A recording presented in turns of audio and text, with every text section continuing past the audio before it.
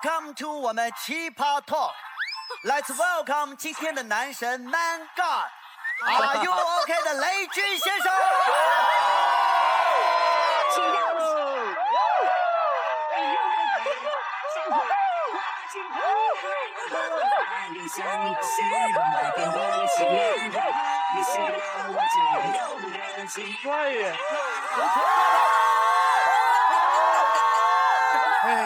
哎呀，今天出现了一个新的神位，叫 Man God， 听起来特别像面疙瘩。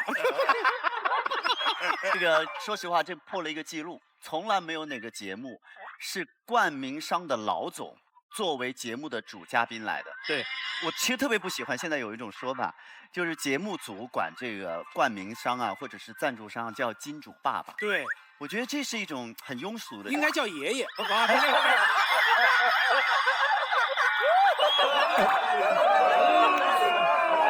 我们节目太有品格了，我跟你说，因为我老觉得吧，这种跪舔吧，其实不对。为什么呢？因为小米也好，雷军也好，绝对是因为《奇葩说》是一个好节目，我们彼此之间是互利互惠的这种合作的、互相尊重的关系，叫什么爸爸呢？对，是吧，干爹？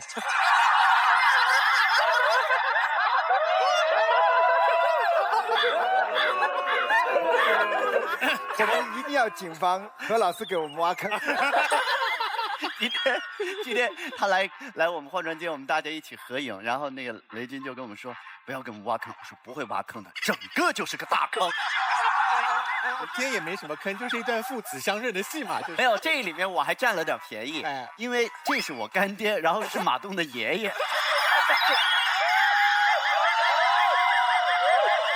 所以现在雷总的办公室里面还是会有那些传说当中非常重要的属于雷士的一些很标准的配备，比如说天平，天平是拿来称重量，产品的重量，对，每个器件重量，每个器件，游标卡尺，对，游标卡尺，这是用在量什么呢？雷总的这些非常标准的配备，其实是代表着他对产品、对设计的痴迷，对不对？但是呢，在 B 站上，大家还发现我们雷总有一个新的爱好，就是讲英语。我们接下来请雷总简单的用英语给大家打个招呼，好不好？可以吗？雷总，你就当这是一组，开始吧。Ladies and gentlemen, are you okay? OK。哎，听到原版真的好舒服，有没有？哎呦，今天第一次听到原版吗？我是第一次听到他就是本人讲英，对对对。没在 B 站听过我的歌吗？为了配合我们雷总的英语，我们节目组还很用心的在想，如果我们今天节目整期都用英文来讲的话，或者说我们给每个人起一个英语的名字的话，会是怎么样？比如说，你这个或者说也太早出现了。比如说，整集就要讲英文吗 ？OK，Are you OK？Are you OK？Are you not OK？ 一定，你一定得 OK。马老师 ，Are you OK？I'm OK。Are you OK？Me too。我们翻了一些大家的名字啊，比如说康永哥用英语讲，哇，康永 ，Healthy Forever， 对。康永哥，你喜欢这个名字吗？太长。大概这个英文名字如果翻回来，大概是菜长生不老的意思。长生菜呀，这个过年吃的。所以如果是我的名字的话，囧算是明亮，就是囧是明亮的意思吗？不是，囧是明亮的意思。不是，你那个囧是难堪的意思。所以何炅应该是 Why embarrass？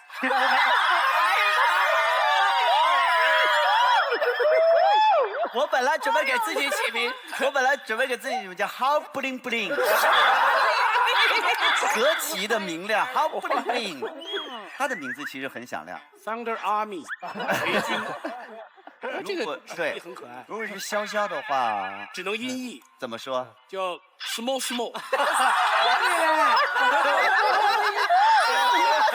生肖你名字已经很可爱了。你想想，马薇薇叫 Micro。哦，掏出来搞事情用英文怎么讲？你来该你了。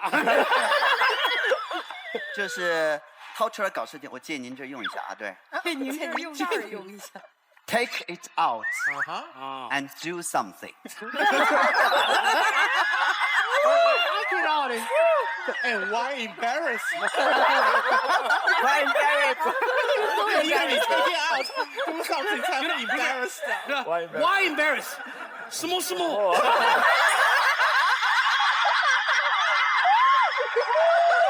我现在都有点无法直视我们的那个小米手机了，但是这真的是个好产品，所以呢，我们的节目要感谢掏出来。我每次要借他这个，我今天跟他讲的时候，他说这个不太好吧。那雷总不好意思啊，来就给我一下这个，你看他又打开衣服了呢。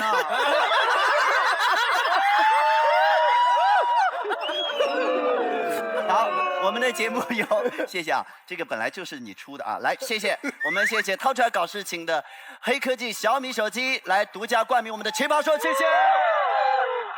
同时呢，也谢谢奶后吐真言一直让我们真诚交流的我们的纯真酸牛奶联合赞助播出，谢谢何真，谢谢。好了，我们来看看今天的辩题到底是什么，来各位请看小票。身在职场竞争激烈，想要走上人生巅峰，何止要历81难，而要修炼成一名邀功精，则是应运而生的一种职场选择。邀功精顾名思义就是特别喜欢邀功的人，不管功劳是大是小，凡是自己的功劳一定要让领导知道。在公司里有业绩是不够的，还要让别人知道你的业绩。领导们业务繁忙，不可能什么事情都一清二楚。一个合格的邀功精，无论功劳大小都会让领导知道，领导了解自己的每一份贡献，自然就会逐渐委以重任，升职加薪指日可待。如果团队里大家都能大大方方邀功，偷懒磨洋工的人自然无所遁形，也是大功一件呀。可是功劳虽然好，邀功也需谨慎。邀功精可能讨好上司，却注定被其他同事排挤。明明大家都有贡献，怎么成了邀功精一个人的功劳呢？万一功劳没邀到，同事却得罪了个精光，沦为职场公敌，岂不是得不偿失？再说花那么多心思邀功不如建功，要是建立的功劳足够大，还怕领导看不见吗？朋友们，职场中到底要不要当邀功精呢？我觉得职场题呢，它需要就结合我们生活的经验。没错，我是上过班的，我还是赵大清的领导。对面坐的我的老板，但他让我邀功，有本事他以后都不要邀功啊，什么事儿都不是他干的。Hello， 老板，都不是我干的。永看一个学生小孩儿，对不对？陈明老师，一个老师，会学校。古有孙悟空3打白骨精，我们现在是3打邀功精。我是唐僧，你是悟空。这样吧，我们打个赌，如果我们输了，我们就把我们的脑子放到闲鱼上卖掉。行，你们等着。我这也能卖出去的闲鱼 APP， 以及玩的不够大，别喝美年达的美年达果味汽水的大力支持。好，我们首先请现场的观众来起始投票。如果您觉得要当邀功精，就按红色的按钮；觉得不要当，就按蓝色的按钮。各位，请表态。星星争夺战，本赛段每场比赛结束后，获胜队得奖金。导师和嘉宾从获胜队选出一位表现更可爱的奇葩，送上加1分的荣耀黄星星；从落败队选出一位表现不够可爱的奇葩，送上减1分的羞羞黑猩猩。赛段结束后，行星积分榜排名前4位的奇葩和导师商议选出的另外4位奇葩进入决赛赛段。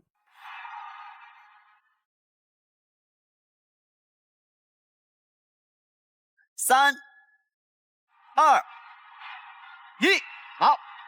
有64%的观众认为不要当，有36%的人认为要当。那今天呢，我们要给大家介绍一下，会有2位导师参与到这个辩论当中来。请2位导师用我们的小米黑科技手机亮出你们的直方。这不是因为你在这儿啊，我们每期都是用小米手机的，有的时候导师忘了还要把它叫回来补。我们用的是什么手机？用的是小米黑科技手机，而且补的时候如果补的不好的话，导播还一个劲儿的要他们重新。我这不是在邀功哦。你这就是妖精，你不是邀功精，不是邀功精，你是公妖精。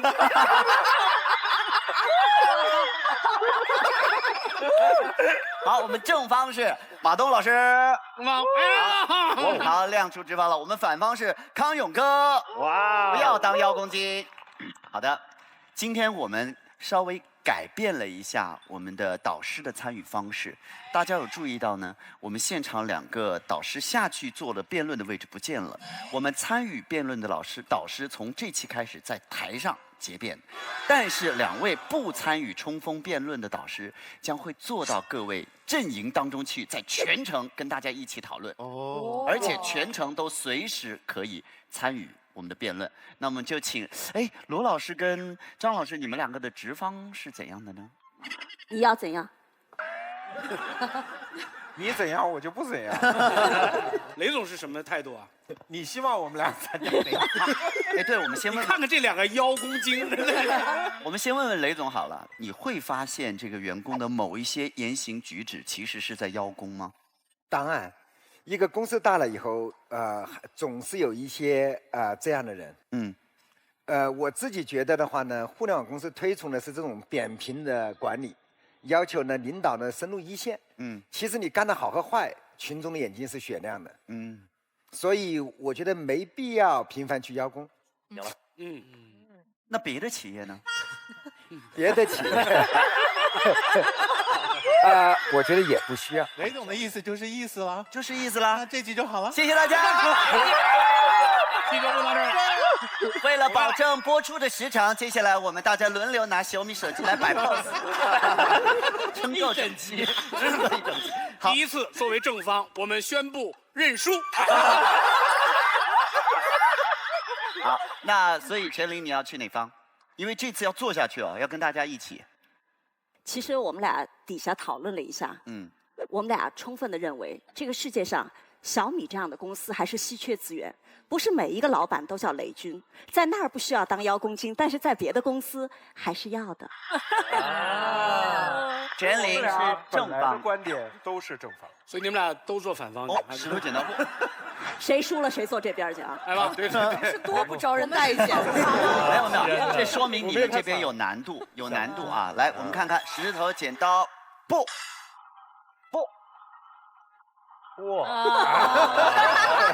你跟干爹在一起，你很幸福。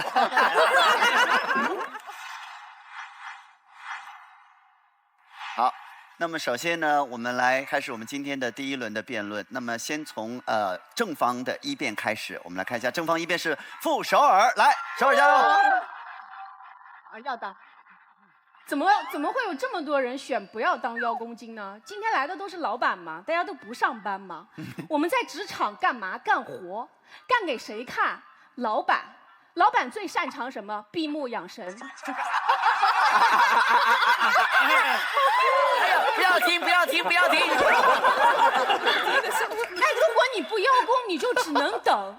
你能等醒一个装睡的人吗？怎么办？用一根火柴撑开他的眼皮，让他看到你啊！邀功啊！我为什么呼吁大家做一只邀功精？第一，会叫的孩子有奶喝，多么朴素的方法论。奶就只喝的奶，纯真的奶。就是不邀功，在职场等着别人发现自己是绝对错误的观念。你不是新大陆，老板也不是哥伦布，他们这种亲切又冷漠的动物有点像什么呢？奶妈，就2个四面楚歌，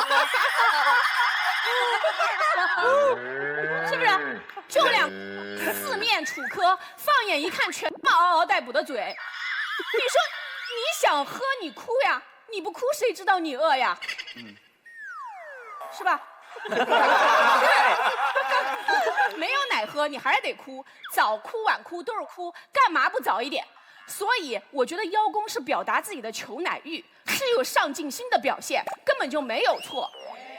第二点，邀功，我不知道为什么大家都会觉得说邀功就是小人，不邀功就是大人，这种狭隘的成见是怎么形成的呢？我觉得邀功精对团队有巨大的价值。大家听过鲶鱼效应没有？沙丁鱼这种动物啊，它特别老实，一动不动，在集装箱里还没有运到你嘴里就死光了。这时候渔民想了一个办法，他怎么运这个沙丁鱼呢？他放一条鲶鱼进去，上窜下跳瞎搅和，追着沙丁鱼咬，结果人家在逃生的过程中越活越强壮，对吧？鲶鱼是凶，但是没有鲶鱼，团队就像温水煮青蛙，一锅蛤蟆蒸桑拿，不争不抢好 happy， 最后呢全洗澡洗挂了，你说多感人？还有一种情况，就说刚才我们说的团队啊，如果你是一个团队领导 ，team leader， 对吧？team leader， 那么对啊 ，team leader， 英式法 ，Are you OK？ 就是这时候你要不要邀功呢？大家都知道我喜欢看新闻，今天再跟大家分享2条。来，最帅男主播给我们念一下。我们来看一下民生新闻。第一条，浙江一对夫妻同事半夜比拼奖金，因为分配不均大打出手。妻子接受采访时痛哭不已，说丈夫作为团队领导只管自己捞好处，简直不是个男人。再看下一条，上海一男子因为熬夜加班太累，昏迷1年多。Team Leader 用优秀员工奖杯将其唤醒了。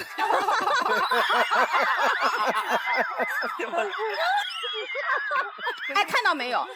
这是真的真的新闻吗？这真的新闻啊！啊，就洋葱新闻嘛。就是大家看到没有？当你成为一个 team leader， 邀功就是一种责任，你不但要自己邀功，还要为团队和下属争取利益，对不对？那么跟着一个不会邀功的领导是一种什么体验呢？我以前就跟过这样一个人，带着全组做义工，别人吃肉，我们喝汤，我们打怪，别人发财。兵熊熊一个，将熊熊一窝。最可恨的是，不但自己不邀功，还不让我们邀，整天发一些鸡汤给我们洗脑。我给大家念一下：整天发鸡汤，天天早上一条微信，无论世界怎么对你，都要保持微笑，早安。善良是种天赋，带着感恩前行，你将永远快乐，早安。别抱怨，只要还在路上，没有到不了的远方，有翅膀你迟早会飞翔，急什么呢？早安。当你披上一件梦想的衣裳，就再也不要脱下来了，不求收获，但问耕耘啊，早安。安个屁！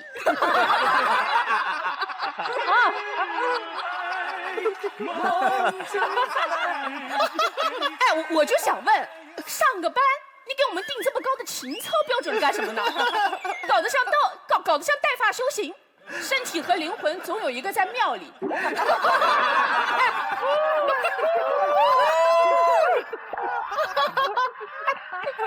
不升职就算了呀，搞得天天早上就担心自己要升仙。我跟你说，跟着这种领导真是8辈子倒霉催的。全组跟着立牌坊，纸糊的牌坊，流水的兵。立这么高的牌坊干嘛用呢？爬上去乘凉啊！不会邀功，你连梯子都买不起。所以我觉得在职场，老大义气就2个字：加钱。没有甜头，哪有尽头？不会邀功，全组吃屁喝风。是不是？好，最后啊，就说点正经的，严肃一点。我觉得在职场吧，也不是说你非得怎么样，关键是你得心口合一。你想啊，那些真正淡泊的人，他是不会问的，我要不要做一只邀功精？问的人都是满身妖气，想要成精的。不要压抑自己的妖气，不要阻止自然的召唤，知道吗？我们邀功精大家庭欢迎大家。来，上价值跟我念诗词：平静的湖面，平静的湖面，平静的湖面，平静的湖面，不要这样念。平静的湖面，练不出强壮的水手，练不出强壮的水手。安逸的环境。安逸的环境，造不出时代的精英，造不出时代的精英。为了减轻老板负担，为了减轻老板的负担，为了鼓舞团队的士气，为了鼓舞团队的士气，我们要顽强邀功，我们要顽强邀功，坚决成精，坚决成精，不退缩，不抱怨。不退缩，不抱怨，用铮铮铁骨邀功，用铮铮铁骨邀功，用朗朗正气邀功，用朗朗正气邀功，拥抱未来，拥抱未来，把握今天，把握今天，无怨无悔邀功光荣，无怨无悔邀功光荣。早安。啊不，最后还有一句没说，邀功光荣。早安。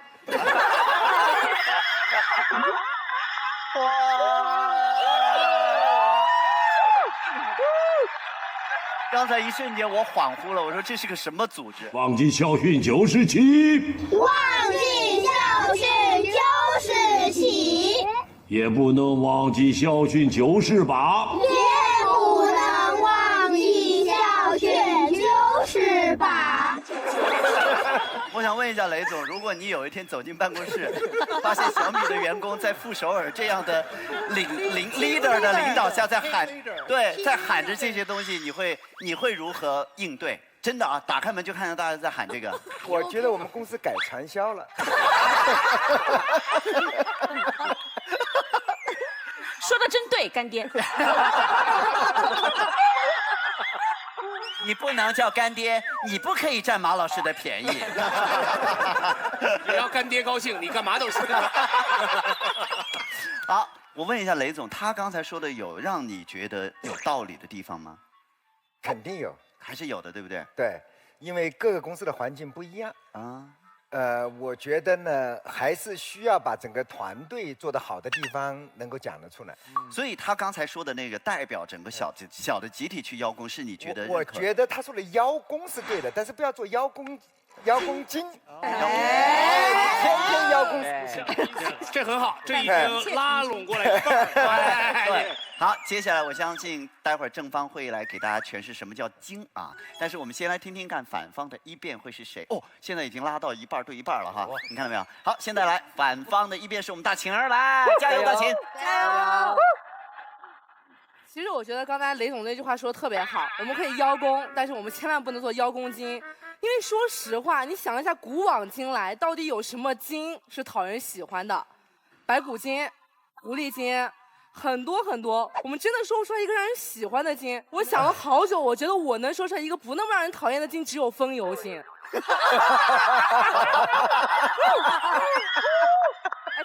当然这是一个玩笑啦，但是我觉得刚才大家第一反应我们会选出我们不要当邀功精，其实是有一定的理由的。我们本能的就会去排斥邀功精这件事情，到底是为什么呢？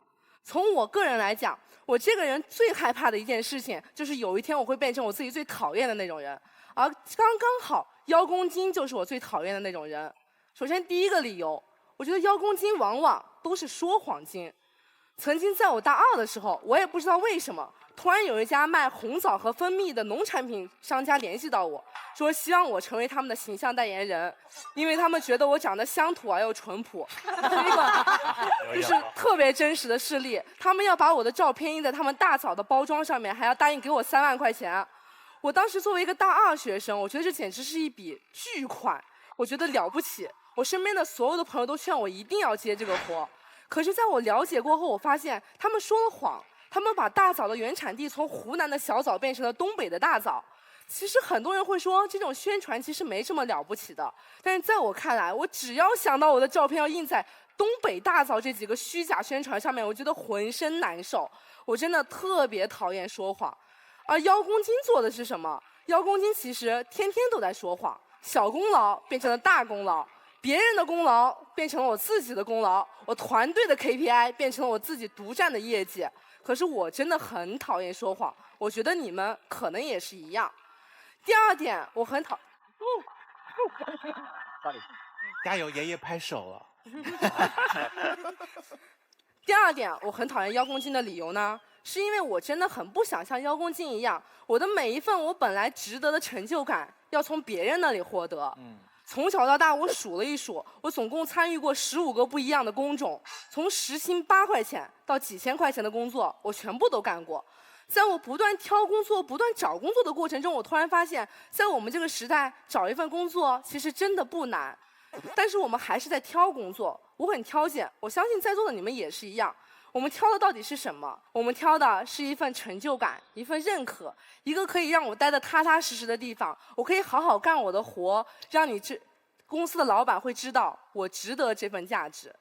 而对面的邀功精在干什么？我觉得邀功精干的事情特别像索爱，他们就是像你在谈恋爱的时候，我最讨厌干的那种事情是一样的。明明我们已经在一起了，可是我要不断的去向对方证明我到底有多爱你，我到底这个人是有多好，我是值得被你爱的。而这件事情会让我觉得整个恋爱变得索然无味。我为什么要不断的向你证明啊？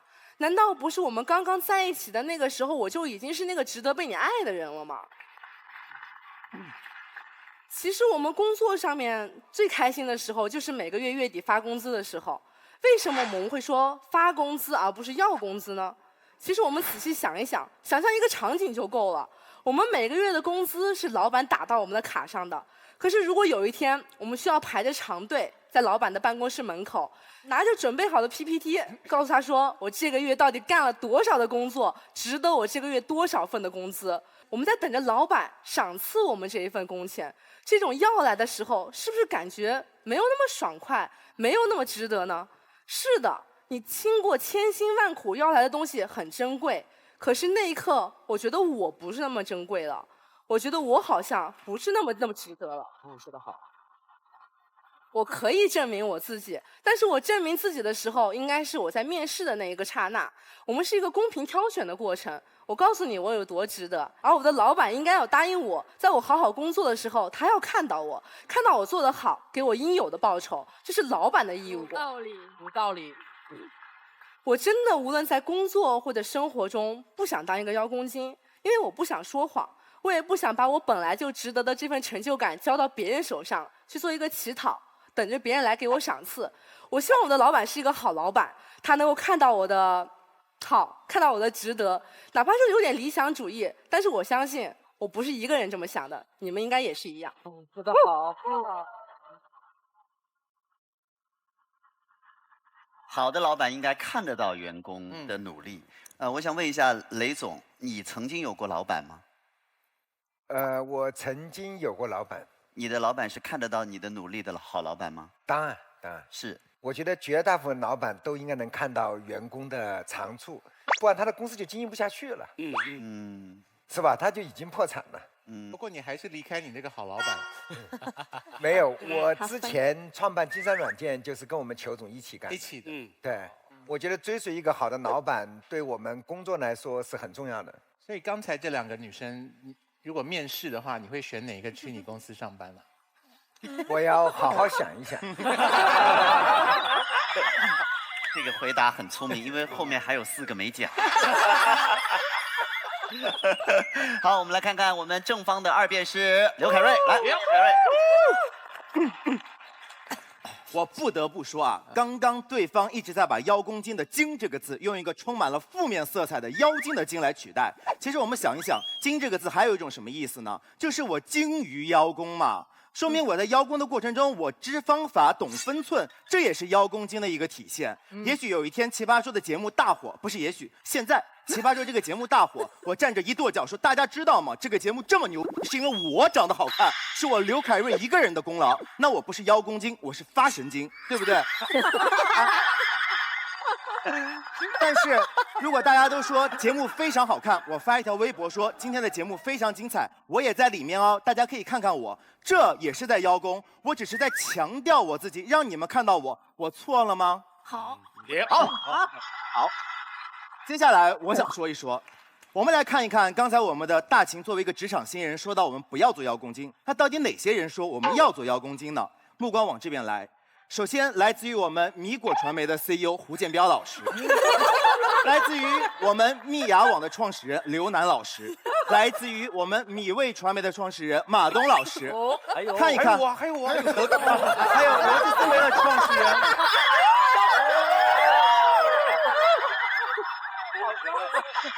连你的直属 leader， 我们的虫仔，他也觉得要做邀功精，为什么呢？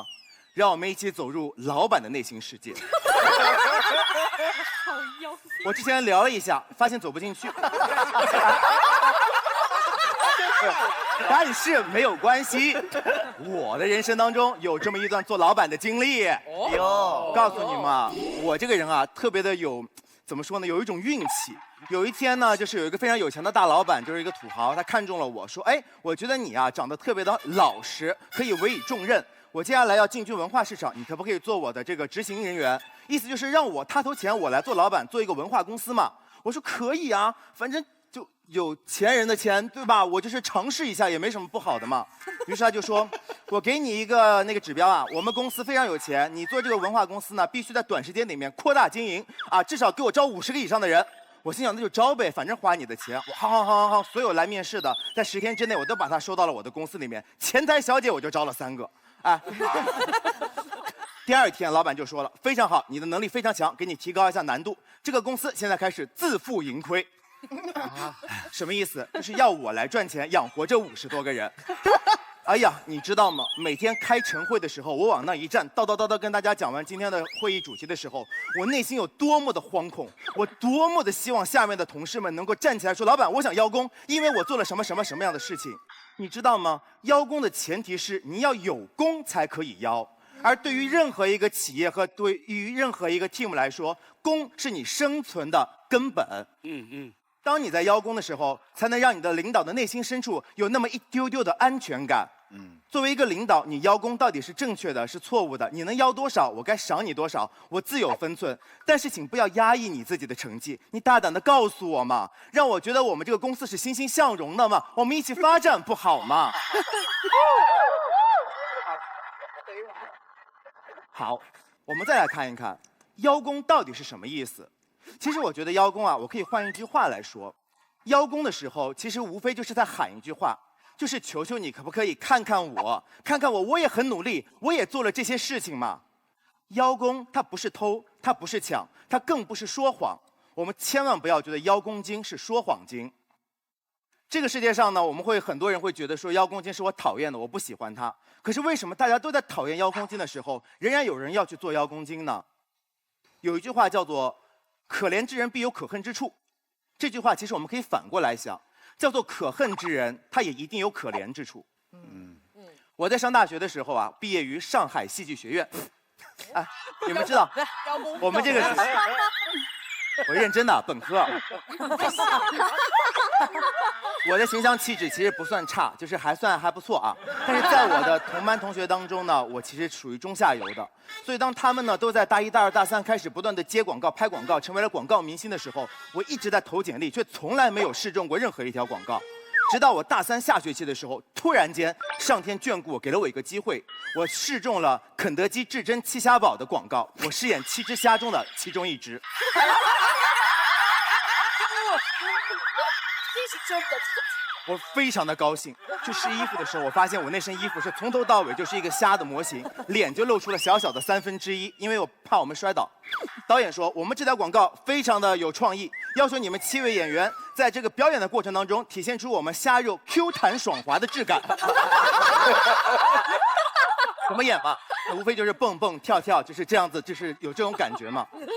大家都在这样的表演的时候，我觉得我不能这样，因为他们都演过很多广告了，可是我不是，这是我第一次演广告，我绝不可以就是在人流当中让你们，不是人流，对，我不能在人群当中让你们看不到我。所以呢，我每瞎流当中，所以我每一次当那个镜头拍到我要路过的时候，我都会故意让自己这样摔倒，然后立刻弹起来。知道吗？因为我觉得这样的一个动作，比你蹦蹦跳跳的时候更加能体现出虾肉的 Q 弹的感觉。有。第1次我摔了，导演没说什么。第2次我摔了，第3次我摔了，第4次、第5次我一直都在摔。我看到导演在镜头后面欣慰的微笑，我大声的说：“导演，我叫刘凯瑞，我希望以后有机会你可以多多关照我。”我错了吗？我不觉得我有什么问题。大家有的时候会觉得邀功是什么样一种感觉？我们看话剧的时候有没有看过？就是舞台上一片漆黑，突然一束追光打到你的身上，这时候周边的人不在了吗？我们说他们消失了吗？没有，他们仍然在自己的角色上面去奋斗着，在表演着。可是我们的目光注意到了你的身上。有的时候我们不是天生的主角，我们没有主角的光环，我们没有这些追光灯打到我们的身上。纵然上天不给我这个追光灯，我可不可以给自己一束追光？让我大声的说出你努力的，能不能看一看我？我也很用功，我做了以下的这些事情。好。坐在那边第3排的那个女孩大王，她曾经说过自己一个故事，说自己在表演节目的时候啊，要扮演一个蜘蛛精，要把大蒜喷到嘴里面，怎么样被别人吐大蒜。这个节目我也在。现场呢，不止他一个蜘蛛精，有4个人，他们是一组一组轮流上的。可是只有这个傻女孩，在每次吃大蒜的时候，都会把整根的大蒜捅到自己的嘴里面。她说牙龈喷血这个事情一点夸张的效果都没有。我在边上，可是她为什么还要把这样的故事在我们奇葩说的舞台上，或者在别的角度里面分享给大家听呢？因为我真的做了这件事，我很努力。也许你看不到我，可是我可不可以求求你们看一看我到底有多努力，看看我到底做了以下的这些事情。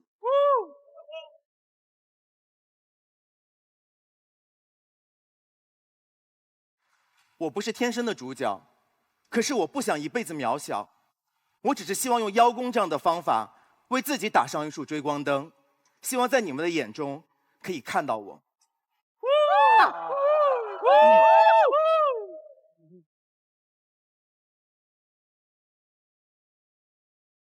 确实是值得分享的经历。说到那七只虾，我也想到我们现场有我们这个纯真宝宝，还有这边这个米兔。我特别要跟雷总介绍一下，我们米兔啊，他是不管是镜头有没有给到他，甚至不管是不是在录制的过程当中，哪怕你在走廊上遇到他，他都要给你来一段。其实他可能因为他不讲话嘛，所以我们不知道他有没有机会去跟，比如说雷总说，我是一个很努力的米兔。但是其实真的会，我们真的会看到他的努力。所以也许今天我来讲这件事情，我算不算邀功金？我算不算在帮米兔邀功？我不知道。但是有的时候老板真的是看不到的，因为我觉得真正努力的人，很多时候是不在老板面前努力的，对吧？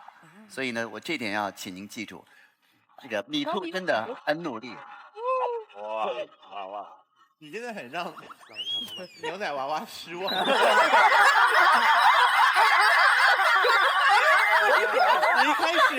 你一开始先讲他，镜头就带到他，然后你就猛吹在背后，别人看到他不过真的，确实好像纯真酸牛奶那娃娃就不太动哎。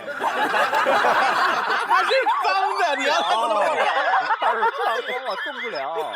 它的幅度非常小，但是我能感觉到它里面那种表情之热烈。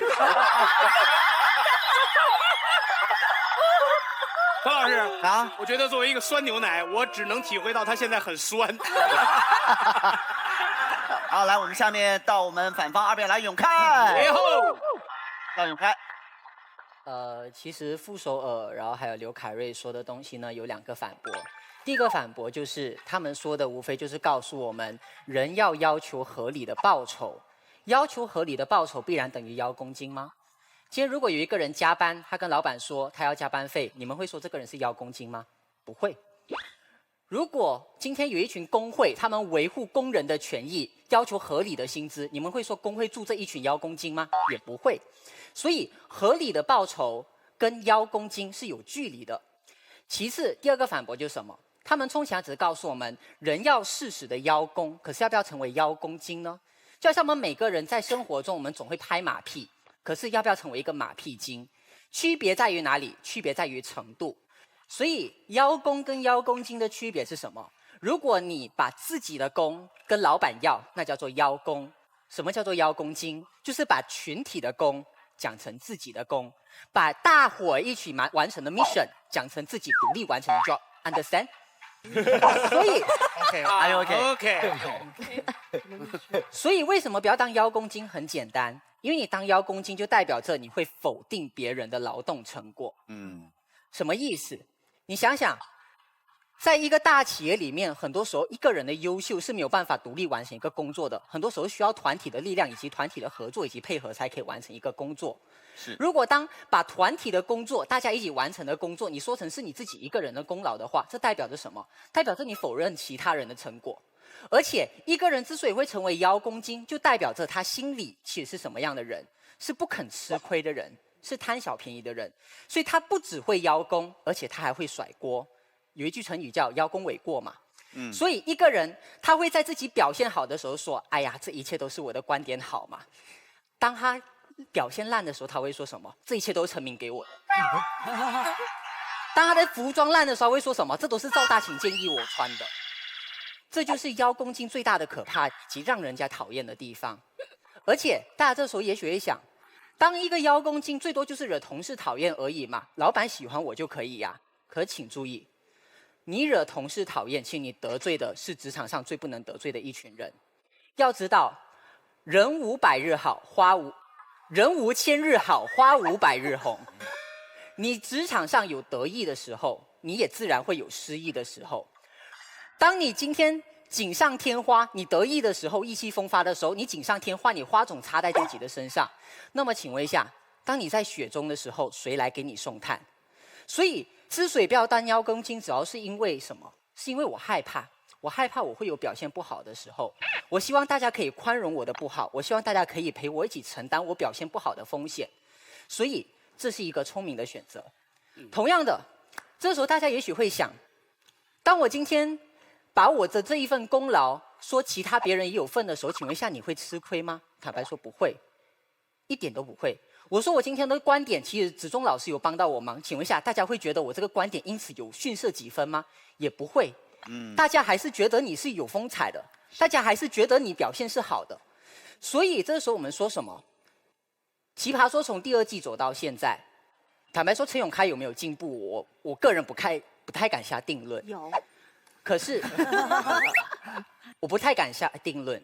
可是如果真的是万一像全英老师说的那样有进步的话，我想告诉大家一件事情：陈永开的进步不是陈永开一个人的，是因为有一群熬夜陪我 re 稿的导演，是有一群哪怕我表现烂的时候，也会帮我剪辑，让我使我的表现可以入观众眼睛的导演，是因为有一群当我实在想不到好论点的时候，愿意给我提供论点的，比如说子忠老师，比如说建彪老师以及其他的奇葩，甚至也是有一群在奇葩说上有着有趣的风采，然后使我可以向他们学习的人们。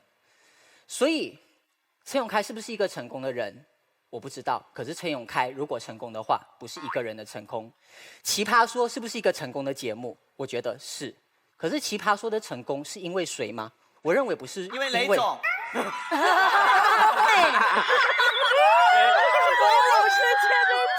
我终于体会到了做赞助商的好处，所以欢迎更多的企业赞助我们奇葩说。咱们不是说好了下一季涨价的吗？请继续，不是任何一个人的成功。对，我知道啦，的确，如果说因为雷总的话，大家可能场面效果上有一定的效果，这是一个效果。可是我必须得说，奇葩说的成功真的不是因为某一个干爹，也不是因为某一个奇葩，奇葩说的成功是因为大家。以上。数次让大家鼓掌哎，永开的这个。可是马东昨天打电话跟我说，奇葩说的成功就是因为他一个人啊。是吗？接了个假话。我没有提到小米吗？那我一定是奶后吐真言。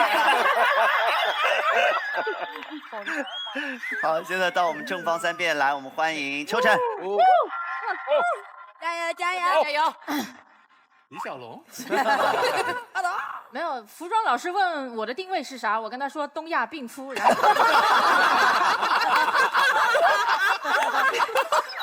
把你懒的。对，服装老师好样的啊。那个我一直不是特别理解，为什么就不能够邀功？在我的理解里边，邀功很简单，就是我做了什么事情秀出来，希望老板给他点个赞。你看陈明整天在朋友圈晒他的娃，我有给你点赞吧？啊，陈永开3天2头发自拍，还强行的自己说自己很萌，我有没有勉为其难的给你点过赞？啊，赵大秦更不用说了，到处去旅游，不是晒自己的照片，就是晒自己的路线，我不仅点赞，我还给你评论和转发呢，对不对？我就不明白为什么我现在不能秀一下自己的工作也求个点赞？难道相比起晒娃，相比起旅游，相比起晒吃的和秀恩爱来讲，工作上班是一件这么见不得人的事情吗？好样的！这个世界怎么了？这世界怎么了啊？说好的劳动最光荣的，骗我！别了。更何况，我就是邀功而已，对吧？邀，我又不是逼功，对不对？你给不给我这个功劳，算不算在我头上，是要看老板的评价的。就好像一个罪犯疑犯，他最后有没有罪，定不定罪，是要看法官的评判的。所以在法官做出判决之前，那个犯人有权干啥？有权为自己辩护，对不对？哦，犯人都有权为自己辩护，一个勤勤恳恳工作的人无权为自己邀功，还有没有天理了？对不对？是不是？就难以理解，你懂吗？所以我觉得这个功劳是不是算在我的头上，决定权在老板。可是这个我能不能开口邀这个功，这个表达权应该在我个人。更何况了，对不对？在职场上面，如果一个领导他没有能力去辨识我是不是真的撒谎的话，他又有什么能力去真的分辨这个功劳到底本来应该是谁的呢？如果你觉得我在撒谎、夸大其词的话，你可以指出啊；如果你觉得我抢了别人的功劳的话，你可以不采纳呀，对不对？法官也可以不采纳某一些人的证据，从而判这个人输的。那凭什么一上来就不允许我说话了呢？所以我觉得邀功很简单，就是一个正当的权利。我们不仅要用，而且要用好，也就是精于邀功，做一个好好的邀功精，这是第一点。帅。那第二点呢？我觉得在现代社会里边邀功不仅是一种权利，它甚至是一种责任和义务，因为它就是我们工作的一部分。那去年大概这个时候，马老师带我们一群人成立了米果。于是呢，年终的时候，我们会让米果每一个员工写自评。你说你不要邀功，请问这是不是给你一个机会让你邀功呢？而且我们会主动的跟马老师汇报我们的成绩。我们汇报的时候会说的非常明确米果今年新产品小学问一经发布就达到了畅销榜的第1名。明目张胆的邀功，你知道吗？这是。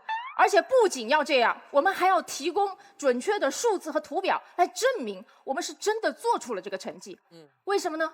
因为马老师很忙嘛，他有很多奇怪的嗜好嘛，他没有那么多时间来看那么仔细，所以任何一个现代的企业里面都是老板要看，你说的对，老板要亲自看，但同时员工也要主动说，这才是真正的互动关系。好棒！而且，做人要会邀功，做产品、做手机就要更会邀功了。因为我觉得，如果你有好产品却不会邀功的话，这是对我们消费者不负责，你知道吗？雷总，我问你一个小问题就是我知道在您心中小米肯定第一，但如果你在网上看到有人用了别人家的手机，但不说谁家的，用了别人家的手机，但非常不满意非常愤怒，在那里抱怨，在那里申诉，你看到了，你会觉得开心还是不开心？别家的用的是别家的，对，人家的，我觉得我会想说，这个问题虽然发生在别家手机上，但是会不会是整个行业面临的问题？我们也许应该怎么改？秋晨应该怎么也没想到是这个话。对呀，万万没想到。不过不要紧如果假装没问过是吧？对，如果我是您的话如果我是您的话，我只能这么说。你意思吗？你假设一下嘛。他本人在这，为什么你要假装他嘞？那好吧，如果是我的话，行了吧？假设一下如果是我的话，我会不开心我会觉得非常羞愧。为什么呢？因为我明明做出了一个这么好的产品放在了这里，就是因为没有让那个消费者知道，于是他错过了我们，于是他才买了烂的产品，于是他才掉进了这个坑。你不觉得我应该觉得羞愧吗？我会想说这么绕的。是的呢。如果我会想说，我觉得很羞愧，是因为如果我更善于为我的黑科技邀功，如果我更舍得在奇葩说这个广告上花更多的钱，是不是这个世界上面就会少了一些倒霉的消费者，因为错过了我们这么好的产品而掉进了别人的坑呢？对不对？我跟你讲，好，赞助奇葩说是一件利国利民的大事。为人民。看来下期一定会涨价。一定涨价，一定涨价。所以做好产品，如果不懂得邀功，就等于是陷我们普通消费者于不义。OK？ 好了，最后我知道你们举了很多不太好的例子，我当然也看得见。这世界上一定会有人什么都不做，对吧？偷懒，然后仅仅只通过邀功就获得了不该属于他的关注和奖励，你会觉得很不公平。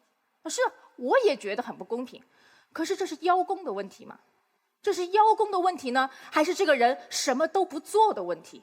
显然是后者嘛。这是一个很简单的道理，因为邀功就是这样一个正当的行为，他如果结果出了什么问题，是因为用的那个人他自己有问题，对不对？而我们的社会却有这样一种不太好的现实，就是如果一个坏人做了一件事情，然后达到了他坏的目的，我们会恨这个坏人，恨这个目的，顺便也恨这件事情。所以我看到一种不太好的现象了，就是因为这个世界上面普遍而言骗子都比较伶牙俐齿，所以我们觉得嘴笨可能就是真诚，我们把嘴利当成了欺诈的标志。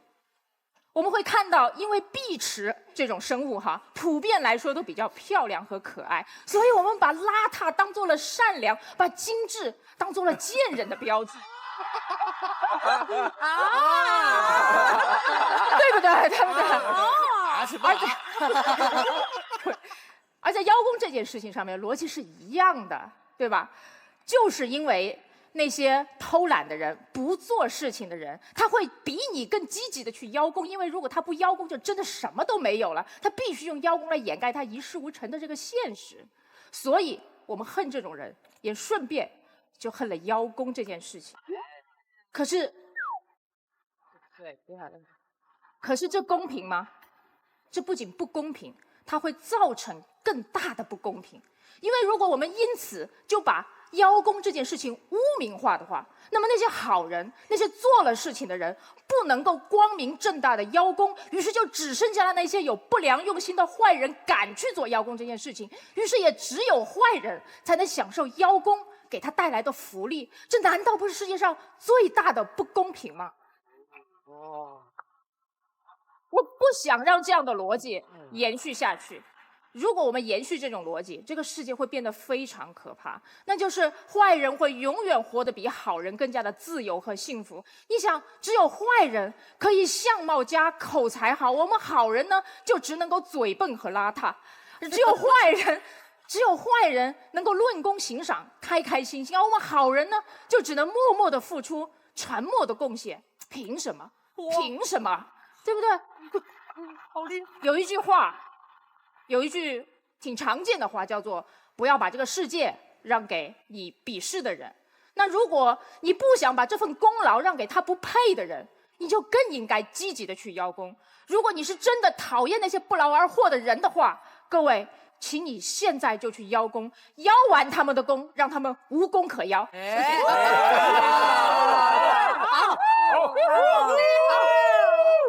太棒了！好棒，好棒，好棒棒！特别精彩，特别精彩。我想问一下秋晨，如果今天雷总参加我们的节目，觉得这个节目真的很当然这个节目本来就很棒。然后呢，如果他真的决定继续冠名我们下一届，而且还加了钱的话，秋晨，你觉得是谁的功劳？我当然有功劳，每个人都有功劳，帮所有人邀一遍功，大家一起分钱，好不好？关键在分钱。我跟你讲，除了分钱，我都同意。除了一起分钱这件事，回头再说。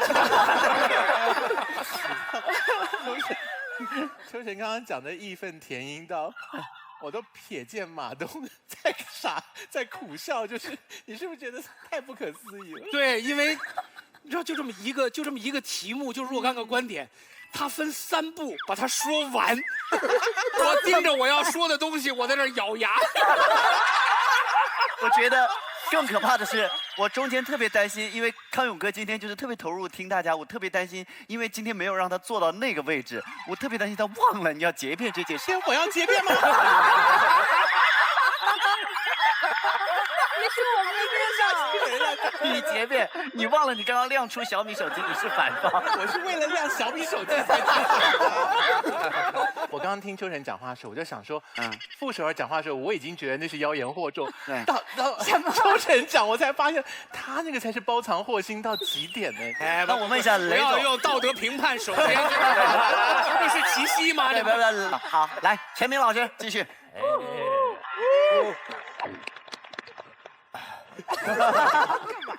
秋晨真厉害，真厉害，包装的很漂亮。雷总，我来给您掰扯一下。那前面我们可以听吗？大家随缘吧。钱还可以随缘。这个事情是这样的，3位其实用各种极尽方式之能事告诉我们要去邀功，直到秋晨这儿达到了山巅，就告诉我们普通好人，我们携起手来，努力的把邀功这件事情做到极致吧。我也不太反对，也是很好的。我只要大家记住一件事情：如果想要好好邀功，就一定不能做邀功精。记住这件事情，这件事情是有着鲜血和生命的代价的。就是我第2季录制到今天，拜薇薇姐所赐，我有了一个名号，叫鸡汤王。一个鸡汤王，就再也没法灌鸡汤了。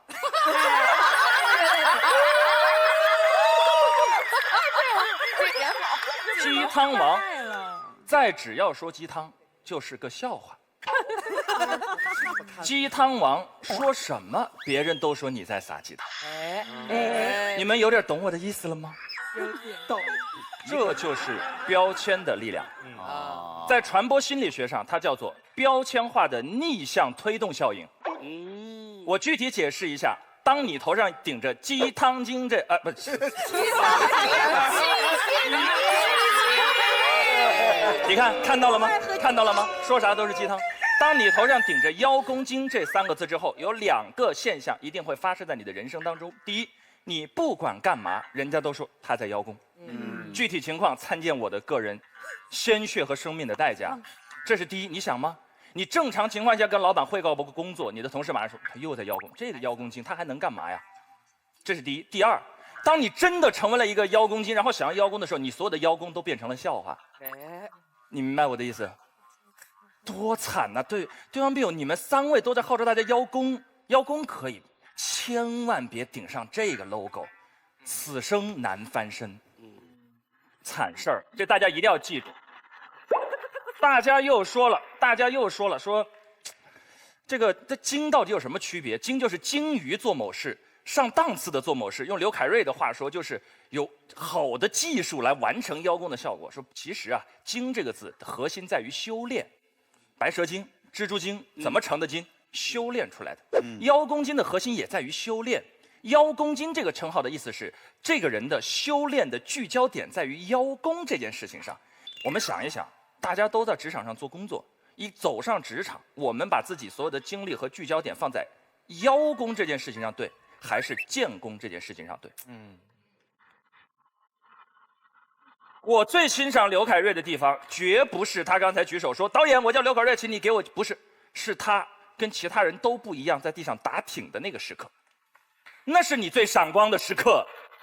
千万不要以为后来导演给你打电话是因为你举了那一次手 ，no， 是因为你做了跟别人不一样的虾。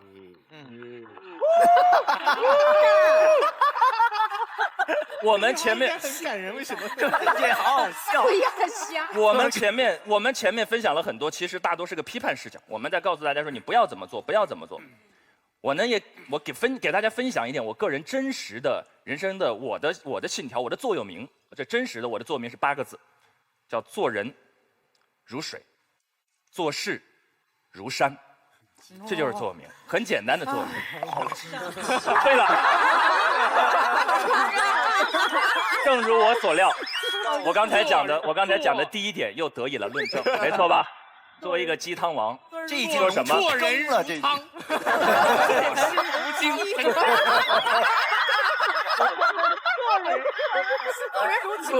做人如汤，真的。我给大家解释一下。好，解释一下。做人如水这句话是怎么来的？这是老子说的。《道德经》里有一句话叫“水利万物而不争”，利万物就是功的意思，没错吧？功劳责备天下，关键在后2个字，不争。邀功精之所以让人烦，秋晨刚才最后一直在偷换，说是因为坏人都邀功，我们误以为邀功就坏，不是，是因为邀功这件事情上本质属性当中透露出了一个争的心态。邀功邀来邀去，功背后的名利禄，归根到底是不是一个争字？为什么说东方老智慧很有意思呢？要强调做人如水，叫利万物而不争。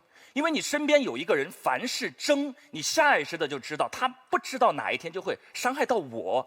你不一定烦他，但你会下意识的保持距离。而你真正觉得特别踏实、最交心的朋友，一定不是这种嘚瑟显摆、凡事争功邀功的朋友。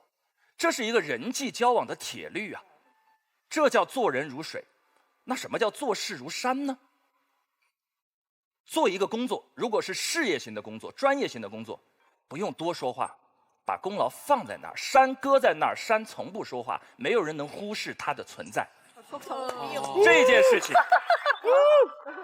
说到这里，我就不得不提到一个伟大的公司了。哎，不要笑。秋晨刚才一直说这个，哎呀，小米啊，没有让大家知道，这简直是对我们消费者不负责。秋晨，你知道吗？小米这家公司自己从不邀功。最先开始，小米的初衷其实很简单，我们就做一款好用、便宜的手机，我们要性价比到极致，我们要做到跟那些高端机一样的效果，但是我们便宜。他做没说呀，这不。经常大家看到雷总上节目吗？没有，这不大家都第一次见吗？这么多圈中人为什么都第一次见？因为之前一直为小米在奔走呼号的那些是真正的初期的用户，他们用了，哎呀，真不错，人家把山放在那儿，山一定会被人看到，这是做事情的态度。还有一家，其实我给大家，我有一个小脑洞啊，这我想这个辩题想了一个小脑洞。一家公司啊，给公司起名字的时候，是有很多创始人微妙的心态在的。比如说有家公司是美国一家公司，它叫微软，这公司是很奇妙。你看一个男人比尔盖茨给自己一个公司起名叫微，还软，对吧？Micro 还 soft， 就这是一种很奇妙的心态。这种心态是什么心？他聚焦，我聚焦，我不是一开始要追求一个多么宏大的愿景，我聚焦到一件小事，把它做到极致。你看米够小了吧？还不叫大米，小米。你看伟人的很多心态和思路是一致的。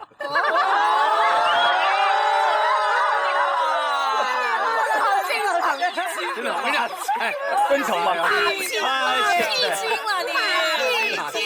你！山从来不说话，但山也没想到山下有人这么会说话。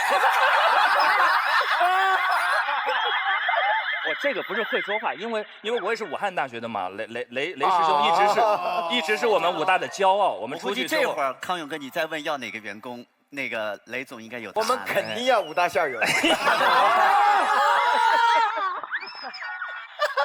所以说，最后落回来，简单点讲，这八个字真的一直以来在我的人生当中其实是这个信条：做人如水，就是做人的时候不要那么较真，做事如山，做事你就踏踏实实做，是一个很简单的道理。所以归根到底，要相信你们当时最初最真实和最生活化、社会化工作中的那个判断，不要变成那个自己不喜欢的人，踏踏实实把自己的事情做好，总有一天。你创下的那个山，你爬到的位置是有人看到的，不要去讲它。谢谢，谢谢。好。石明老师，如果雷总和马总现在同时向你伸出橄榄枝，你接哪一支？日班、夜班。陈明刚刚说公司取名叫小米，所以表示这个创办人虚怀若谷的精神，对不对？是。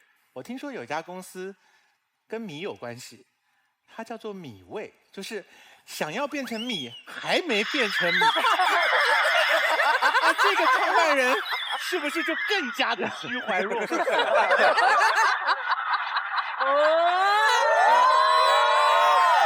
我现在有一种感觉，我觉得这边就2坨空气，他们好虚啊。不知道为什么兄弟有一种自豪感油然而生，虽然我们连小米都还没长到。你真的从取名米味那天就打定了要小米的钱吗？没，我们是因为听说小米有赞助费，我们现改的名。好，我们进入到自由辩论的阶段。那现在呢，我们看到2排3排。大家都这个群情激昂，而且呢，罗老师跟张老师也在里面。我们先那个麦克来。好，我跟你说，要知道陈明今天打这题，我真死也要答这题。陈明，我跟你讲，陈明你忽略一个问题啊，刚才讲了一个特别土的道理，虽然包装的很好，叫酒香不怕巷子深嘛，对不对？就只要你好好的做事儿，把它做成一坨山，大家无论如何都能见到你的，是这个意思吧？但是酒香不怕巷子深也是需要宣传的呀。小米做事再实在，同时也是在赞助《奇葩说》的广告的呀。所以建功和邀功这两件事完全不矛盾。你不能说因为你要做一个建功的人，所以你就不要做一个邀功的人了。人生技能2条腿，你比别人少1条腿，你是要怎样嘛？对不对？还有第二个，我得讲你第二个问题啊。你们方其实啊，对邀功这个事儿吧，始终讲的是什么呢？我们不是不要邀功啊，我们要合理、适时、适当的邀功。你们始终没说什么叫合理，什么叫适时，什么叫恰当的标准，没提出过标准。其实邀功这个事儿，我告诉你，没标准。我们正常人类怎么判断是邀功精还是正常表现呢？很简单，我的就叫正常表现，你的就叫邀功。你说我们怎么看待同事关系的？我们女人是怎么看待其他女人的？我就是正常表现。OK， 别的女人都是小妖精。我化成这样出镜叫素颜。请你化成这样出镜就臭不要脸！我举手是为了奇葩说的发展和正常的发挥，我不站起来的话，怕现场气氛不热闹。其他人都是来吸粉的。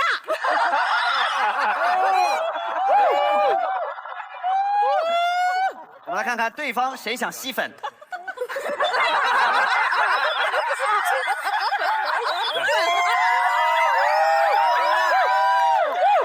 搞大了，这下子。employee，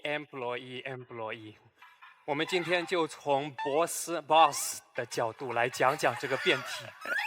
从 boss 的角度来看，对方观点荒谬的就像妈妈跟丈母娘是同一个人。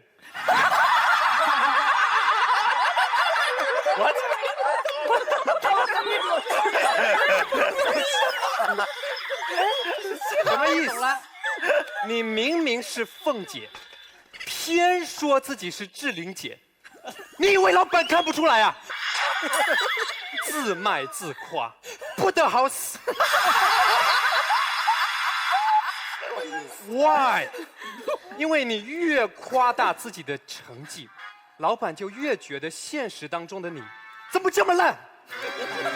这就好比你请老板吃一个高档的法国餐，香槟、玫瑰、银质餐具，打开一看，煎饼果子。你觉得老板会给你升职加薪吗？恶心啊！老板听到你们在邀功也恶心啊！想象一下，假如狄仁杰问元芳你怎么看？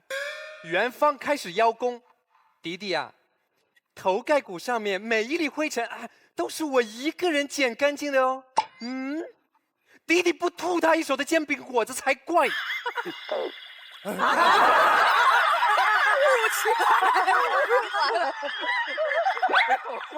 铿锵有力，一锤定音。刚刚是有一阵狂风就这样刮过的，狂风刮过，然后来的突然，去的蹊跷。好，来那个潇潇来，我觉得，哎，你好乖啊！来，我跟你们说，我觉得现场没有任何一个人比我更有资格解释什么叫妖精。大家懂吗？刚才对面一直说的，让我觉得他们不太了解邀功精到底是什么。邀功精它精于邀功，怎么会让你们看出我在邀功呢？来，我给大家区别一下，什么叫精，什么叫怪。大家都看过《西游记》吧？白骨精、蝎子精、蜘蛛精，走出来都漂漂亮亮的。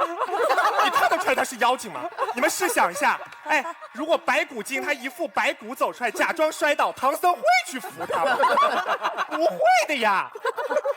所以刚才他们所有说的，包括陈明说的，哎呀，你们不要被人家贴上邀功精这样的标签。能被贴上这样标签的，那不是邀功精，那是邀功怪。你一眼就看得出他在作怪。然后我跟你们说，我发现大秦给了我一个想法，我觉得很有趣。他说工作就像恋爱一样，你不要老去问他你到底爱不爱我。但是我要告诉大家，默默付出的年代早就已经过去。一个正确的恋爱观就是我给你洗个苹果，给你挤个牙膏，你都必须知道。不然，当他养成习惯的时候，他觉得这一切都是你应该做的。有一天，你忘了给他洗个苹果，你忘了给他挤个牙膏，他说你不爱我了。特别。同样，面对老板，我们也是一样。我们辛辛苦苦的工作，勤勤恳恳的工作，老板看不到。如果我们不说的话，那我们的努力、我们的汗水，跟那些不求有功、但求无过的人来比，有什么区别？他还说，老板，你有义务看到我在努力。老板压力多大呀！每天日理万机，还想着大秦今天努力了吗？我得去看看。哎，陈明儿今天努力了吗？我得去看看。你们不要再增加老板的工作负担了，行不行？还有，我告诉大家，什么叫真正的邀功精？永开刚才示范了一个真正的邀功精。大家听上去好像他在感恩。但其实如果没有永开，大家都以为奇葩说我们牛，真的只是我们牛。你们不知道奇葩说在我们的背后有一群陪我们熬夜对本子的导演。你们不知道直中欧巴、建标欧巴，他们每天为了抠我们一个观点，被我们烦到几点都睡不着觉。他不仅为他不仅仅是在为自己感恩，他同样帮我们所有人都在邀功。所以我觉得我们在座的每一位都要对永开说一声谢谢。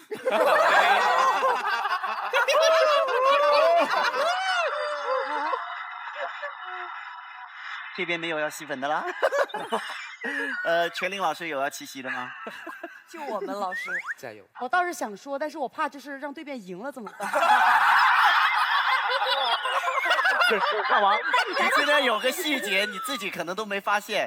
今天那个秋晨讲的时候，你忍不住哦，你都站起来了。然后全林姐回头看了我一眼，你跑票。来，全林老师有要七夕的吗？你看啊，我其实本来是脑子里想的是那边的，但是呢，对面说了几个观点之后哈，我突然真的从内心发现了邀功是有害处的。我要说点真事儿啊。这个因为有很多的邀功，我们先不说精啊怪啊这件事情，我们说邀功到底要干什么？很多人邀功不是说我要升职，很多人邀功是想好好干活，是吧？想要资源。但其实啊，你有没有想过，在一家公司里面，你反复通过邀功这种方式拿到资源，本质上对自己有害，因为你会被资源害死。知道吗？没想到吧？在一个公司里很容易会被资源害死。我给你举个例子，比如你各种邀功，邀完了之后说，老板给我100万，我去搞5万粉丝，然后你就会忘掉，这5万粉丝是因为老板给了你资源，你拿到的。你就会认为说这是我的功劳，我是一个好能干的人。你没有5万粉丝吧？我有5万。你慢慢的累积，你会忘掉说你要付出努力才能够变成你的真正的功劳。你会反复的用这种捷径邀功拿资源，创造更大的功劳，接着邀功，最后你会害了自己。如果你去观察所有成功的公司的发展历程，你会发现很多的公司真正起来的部门，当年都是个不邀功、没功可邀的边缘部门。金山有这样的经历，小米有这样的经历，在一个边缘部门突然做出了奇迹，因为他们踏踏实实的在建功，而没有走入邀功拿资源再邀功这样一个死循环。这是我从真心说，邀功一定程度上是有害的。振宇老师七夕，哇，七夕了！我没有七夕他，我只是觉得他说了，我也得说说哈。对方的辩论策略一直是想把邀功这个事儿污名化，但是他们讲的一直是，比如说放大事实，这叫夸功；争抢事实，这叫争功；缺德那叫抢功。跟邀功没关系哦。对方辩友没有研究过这个邀字吧？那今天我们现场做点说文解字。邀字其实是一个通假字，最早就是要求的这个邀。你看邀功和那个邀功是一个字儿。那腰是什么意思呢？各位想过没有？恳请大王站起来，让大家看看什么叫腰。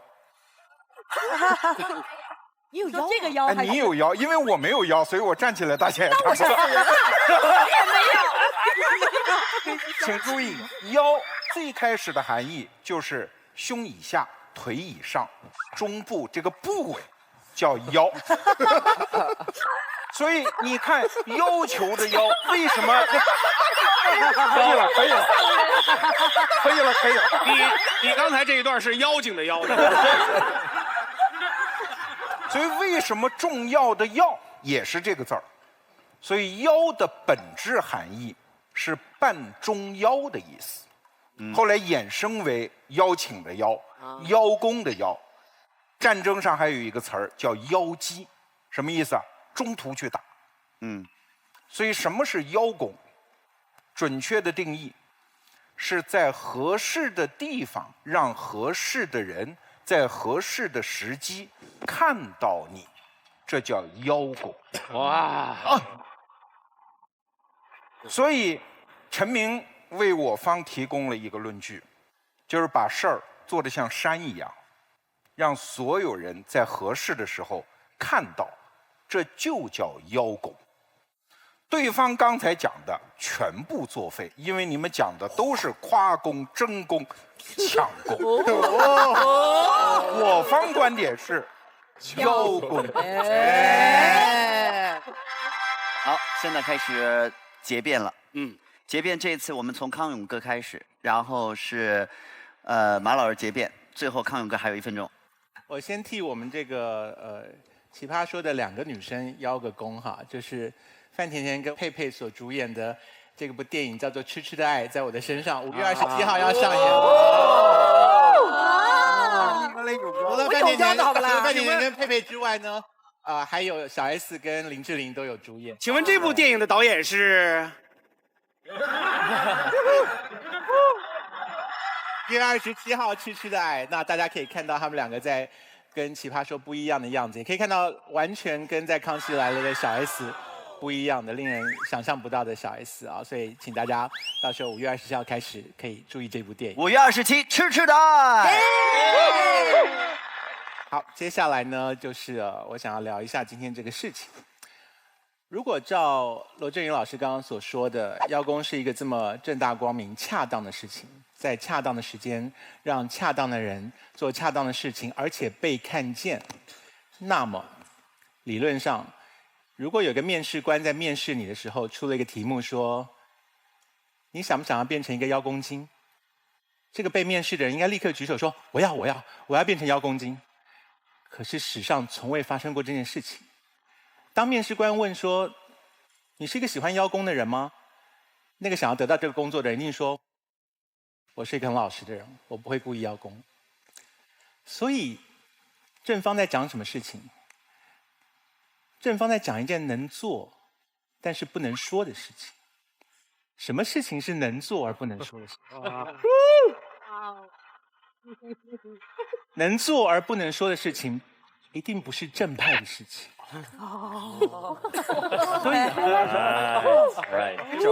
所以我难以想象振宇老师刚刚说我方立场全部作废这个说法，因为如果你方立场全部成立的话，那你方立场应该要正大光明的鼓吹我们大家都做邀功精吧，我们应该勇敢的邀功。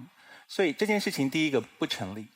然后刚才潇潇呢 ，Small 先生呢提到了这个提到了《西游记》，我也在想《西游记》这件事情。我小时候读《西游记》啊，我始终搞不清楚一个问题，就是唐僧的肉不够大家吃吗？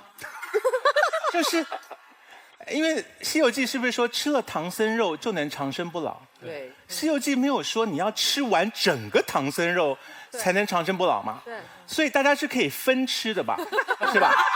就是一个蜘蛛洞里的蜘蛛精，大家合着吃唐僧，大家都会长生不老嘛。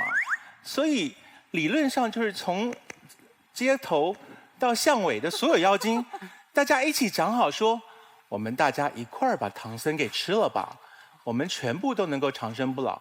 是成立的吧？是就是蜘蛛精跟白骨精还有金角大王、银角大王应该约好嘛，说我们大家一块吃唐僧宴吧，我们就开一个长席，让大家都来吃。没有发生这件事情，为什么？因为唐僧不干。好，那个马东把他的结辩时间用完了。我们中文实在是很奇妙，精是什么？精是专精，专是什么？专是独断。就是我没有要跟你分享，邀功精怎么会跟别人分享功劳？这是什么矛盾的概念？就是我要这个功劳，那就是我的，我邀功还跟大家分享。这就像你说蜘蛛精，你别一个人吃唐僧，你叫白骨精还有狐狸精都来吃一下，不会的，因为他天生是个精，他就要专，他要一个人吃，他一个人长生不老，大家都长生不老了，《西游记》搞屁啊，就是大家都不死了，写不完了，对不对？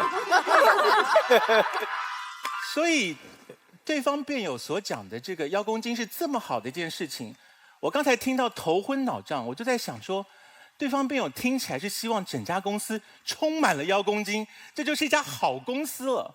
可是实际上有这种事情吗？没有。一个部门只要有2个邀功精，就天翻地覆，因为没有人要跟你分享功劳，这是邀功的真谛。所以我很难理解对方辩友会这么天真的把邀功讲成这么正面的事情。所以我现在讲一个我对于邀功为什么这么反对的原因，就是各位认同小偷这个行业吗？不，就因为为什么我们不认同小偷这个行业？是因为小偷偷东西的时候伤害了一个人，他伤害了被偷的那个人，所以你邀了一个功，就是有人的功被邀走了，那个真的该享受成果的人在哪里？他就是刚才这些人在赞成邀功的时候沉默的那个人。你每次发出声音说会哭的小孩才有奶喝的时候，没哭的那个小孩就没有奶喝了。你有没有想过那个没哭的小孩他没有奶喝是什么处境？就我们怎么忍心去鼓励每个小孩都一直哭一直要奶，然后饿死那个不哭的孩子吗？所以这是我没有办法认同我们鼓励邀功精的这个概念的一个最简单的原因，就是第一个，能做却不能说的事情不是正派的事情，没有什么好鼓吹的。第二个，你邀功的时候伤害了别人，而你伤害那个人是做事的人，所以不要伤害别人，有本事做自己的事情，不要抢有限的资源，只是帮助你的功劳，因为每一个人都应该有分配到的资源才对。这是我反对邀功的最主要的原因。谢谢。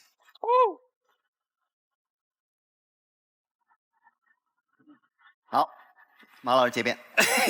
这个笑成这样。每次跟那个康永哥坐在对面的时候，就浑身发颤，然后这个语无伦次。尤其想一想我们这边的几乎所有观点，他们仨说完的时候，我就已经想死了。然后马薇薇起来，把仅有的一线生机掐死了。然后潇潇起来，别开生面的，又把另外一条路堵住了。最后，罗老师连通假字都说出来了。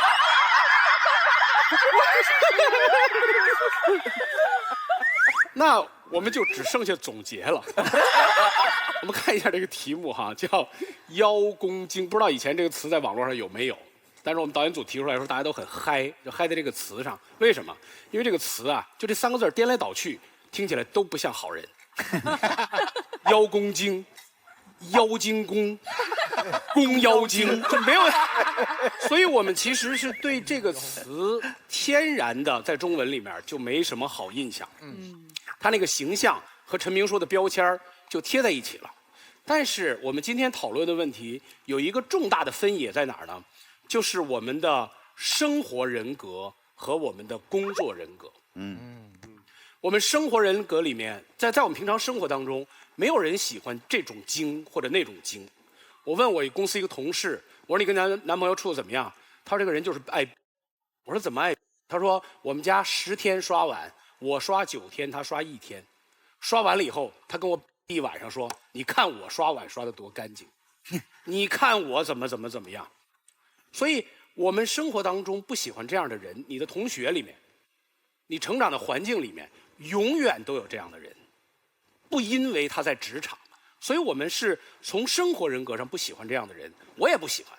我喜欢在生活当中做一个低调的人，做一个跟大家不冲突的人，喜欢做一个吃亏的人，喜欢做一个不争的人。但是我们今天讨论的话题是职场，职场人格和生活人格不尽相同。为什么？什么叫邀功精？邀是什么？在一个公司里面，邀者要也。如果你是一个老板，你是不是会喜欢一个更加积极的员工？刚才康永哥举例子说，面试的时候我会问你，你是不是一个邀功精？你肯定说我不是。但是反过来说，如果面试的时候我说，你能把这个工作干好吗？你跟我说我能，你放心，我一定做出成绩给你看。但是如果另外一个人说的是，我不知道，我做了也不会跟你说的。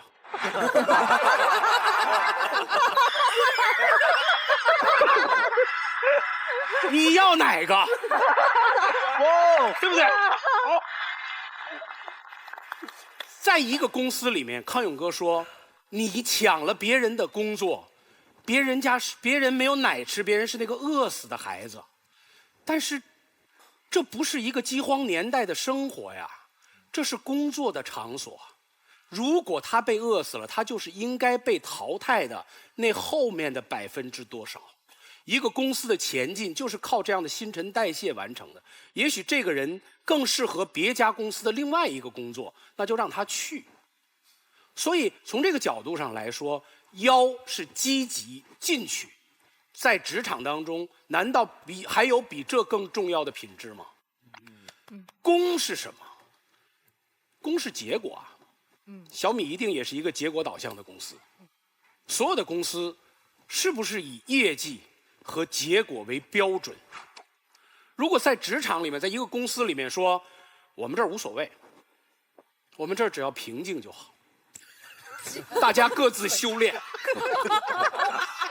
祝贺你，你出家了，对不对？所以在职场里面，邀功，不论是邀还是功，都是正向。邀功精在生活当中不是一个讨人喜欢的人，我们不希望生活当中遇到这样的人。但是在职场里面，不论你是不是老板，你是不是应该看重这样的人身上这个积极一面的品质？所以，做人要做人精，做妖要做妖精，邀功也要做邀功精。刚才我们一直全场都在说小米的企业文化，然后小米的牛产品，小米的所有东西，为什么？谢谢大家，因为我们整个奇葩说因为小米的冠名而得以跟大家见面，所以我们在跟雷总邀功。我们唯一做的不能忘记的是我们的其他冠名赞助商，比如哇塞，这也能卖出去的闲鱼 APP， 比如玩的不够大，别喝美年达的果味汽水，美年达，谢谢美年达。奇葩说为什么能跟大家见面？因为我们在爱奇艺播出啊。你为什么看爱奇艺会成为 VIP 会员呢？因为你比不是会员的人能看到更多精彩内容啊。我们难道不应该感谢这些赞助商和爱奇艺平台吗？虽然我们说做人一定要做邀功精，但是我所有说的这些话大家都可以忽略，最后以雷总的意见为准。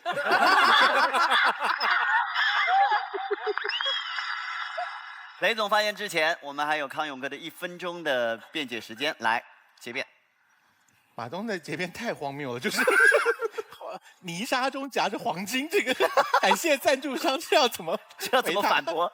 好，没有关系，就是我想过这件事情，不管对方辩友怎么样跟我们讲说邀功代表着积极，邀功精代表着专精，做得特别好这些事情，我们只能够回到我们最本能的对于常识的认知啊，就是怎么样的道理都无法违背常识的情况下来判断的话，如果我家里面有晚辈，如果我有一个亲弟弟来问我说，哥哥，我明天要上班了，我要不要成为我们公司的邀功精？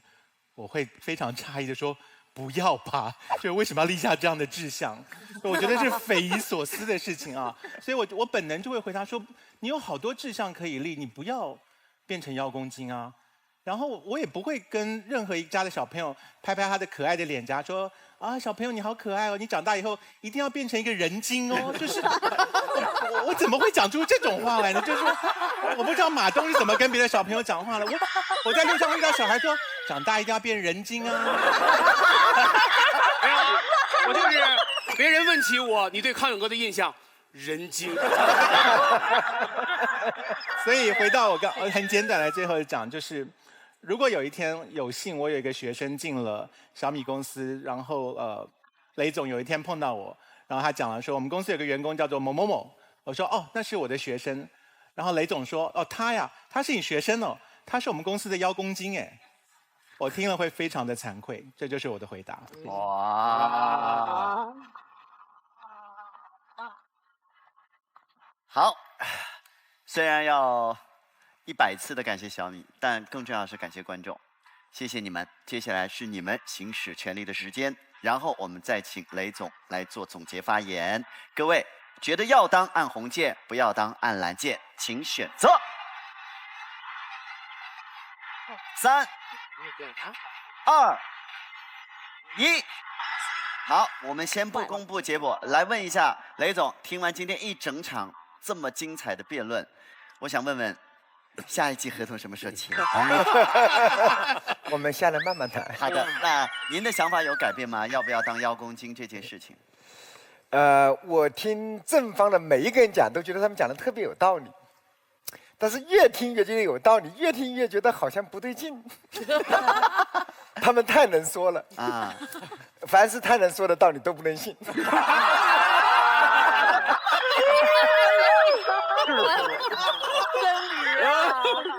是好冷静，我的天！这个差一点被马老师也给说的掉到坑里去了。我觉得做人肯定不能做邀功精，所以有时候还是要相信直觉。我觉得大家呢都已经形成了很多职场的游戏规则，我觉得包括哪怕像鸡汤王讲的啊。就记住了，我叫陈明，雷总。所以中华民族还是有很多美好的传统的。我觉得大家还是比较反感邀功精，不管我们怎么解释，我觉得这个词它肯定是负面的。所以虽然这个罗老师跟我也很熟啊，他讲的道理也特别对。但是总觉得哪里不对劲。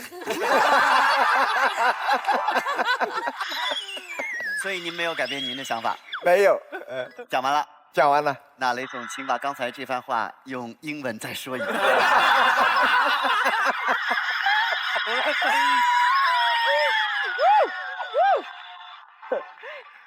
Are you okay？ 好，来，我们掌声谢谢雷军，谢谢。来看一下今天的结果，来，结果发表。好，我们祝贺正方获胜。好，祝贺正方来获得我们由纯真酸牛奶提供的10万的纯真奖学金，谢谢。然后呢，我们请3位。我们把权力交给我们康永哥，交给马老师和我们的雷总。首先在这个手机上写出今天获胜的正方的3位辩手当中，您们3位各自觉得更可爱的那一位，到底是刘凯瑞还是邱晨还是傅首尔？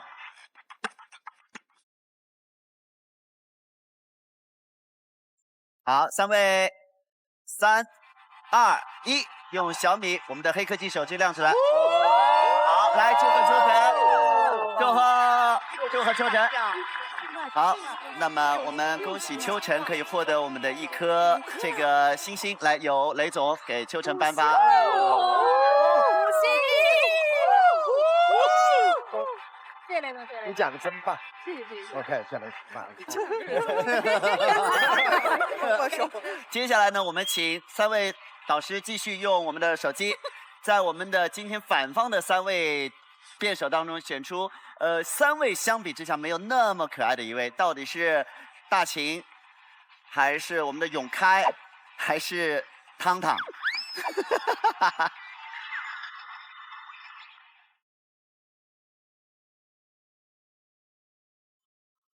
好，我们请3位老师来亮出你们的选择。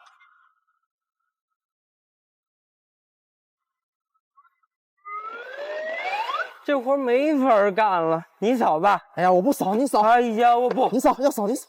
什么玩意儿？什么玩意儿？什么玩意儿？一天天的干啥啥不行，吃啥啥没够，不像我们家小米扫地机器人，让扫就扫，干干净净。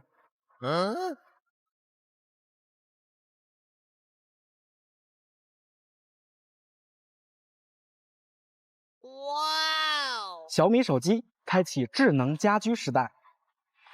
好，康永哥写的是永开，雷总跟马老师写的是大秦。好，没关系，大秦加油。好，我们送上一个可爱的金刚。好，大秦加油。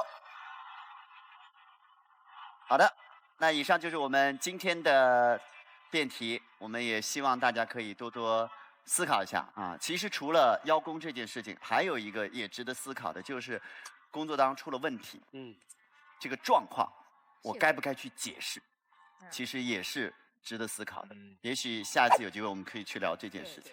但是辩解经。今天非常开心，雷总来做客，下期他依然会跟我们讨论下一个辩题。我们再一次感谢雷军，谢谢雷总，谢谢。同时，请大家记得在5月27号的时候支持我们康永哥首次执导的电影《吃吃的爱》。再一次感谢掏出来搞事情的拍照黑科技手机小米对我们节目的冠名支持，谢谢小米，再见，下期见。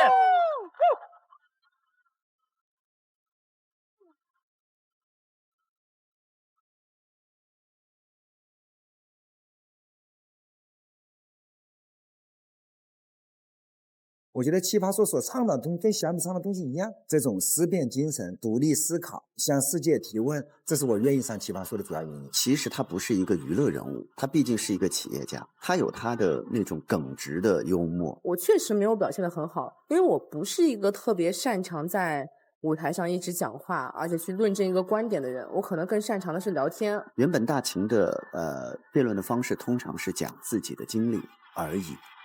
但是今天的大秦其实有他自己的逻辑，然后他的故事只是偶尔的出现，成为自己的一个论据。其实对我来说，我觉得大秦今天是有惊喜。